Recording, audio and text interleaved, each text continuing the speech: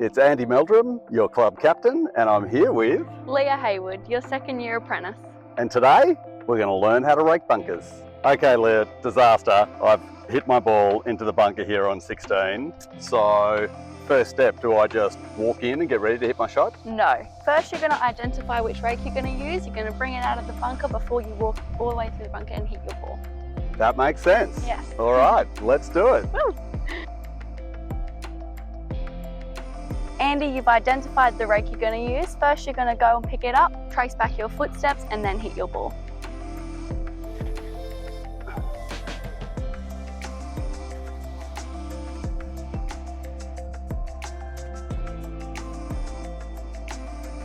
All right, I've identified my rake. Good job. I've got it in hand. Yes. I repaired my footprints when I grabbed it. Awesome. So now I'm going to go to my ball. So obviously I go straight down this steep face, right? Absolutely not. You're going to come down to the lowest accessible point before you enter the bunker with hit your ball.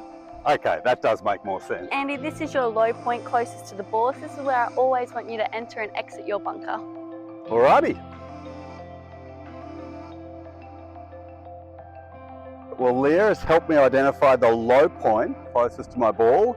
So this is where I'm going to walk into the bunker and I'm going to place the rake down beside me so that it's ready to go after I hit the shot.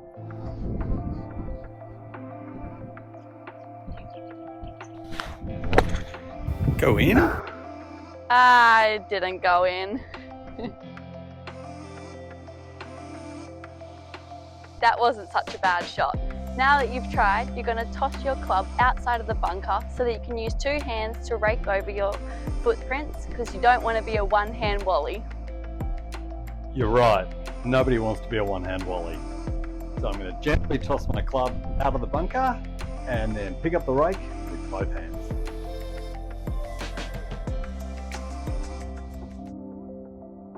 Now we're going to learn how to rake the bunker. There are two key steps to raking the bunker. First, you want to push the sand to fill in your holes, and then you want to pull back to smooth over that area. All right, let's give it a try.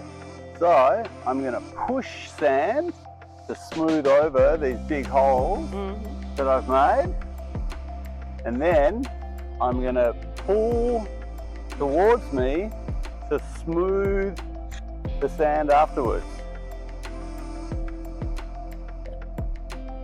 How's that? Perfect, thank you. What happens if someone does leave their footprints in the face of the bunker? There is a special technique to make sure that you smooth it back over correctly. You do this by flipping your rake over and using the smooth side, pushing the sand up and pulling it back down and smoothing it over. All right, let's give it a try. Let's do it. So I'm using the smooth side of the rake to push sand gently up the face to fill in those holes.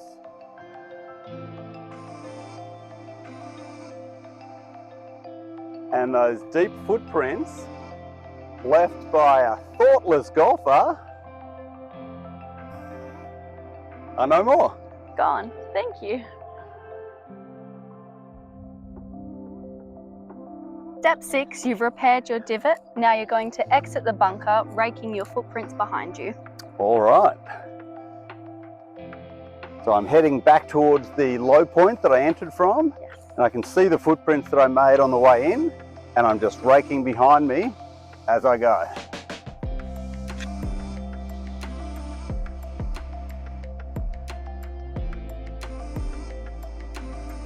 So step 7 is where you're going to place your rake in the bunker. There are two wrong ways to do it and one correct way to do it. Let's have a look how. I've just placed my bunker rake back in the bunker. Perfect, right? No, not at all. For two reasons. Firstly, no golfer wants to play from their shot like that. And secondly, it's a huge inconvenience for greenkeepers whilst mowing, having to get on and off and move bunker rakes like this. That makes sense. Yeah. All right, I promise I won't place any rakes like this. Thank you, we will all appreciate it. All right, Leah, I've learned my lesson. I've not left the rake half sticking out of the bunker. I've put it inside the bunker, so this is perfect, right? No, still not correct.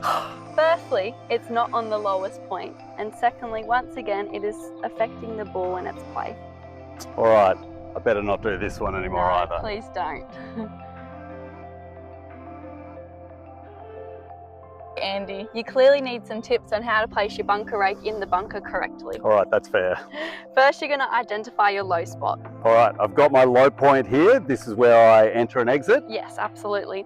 Then you're going to place the head and flick the handle of your rake in the direction of play. All right, so I'm going to place the head in gently and then flick the handle, and that way the rake's pointing in the direction of play. Perfect. So to recap, there are 7 steps in the process. Step 1, select and collect your rake. Step 2, enter via the low point that is nearest to your ball. Step 3, place the rake down in the bunker near your ball and then play your shot. Step 4, gently toss your club out of the bunker. That's because you're gonna need 2 hands to use a bunker rake. Don't be a one-hand wally.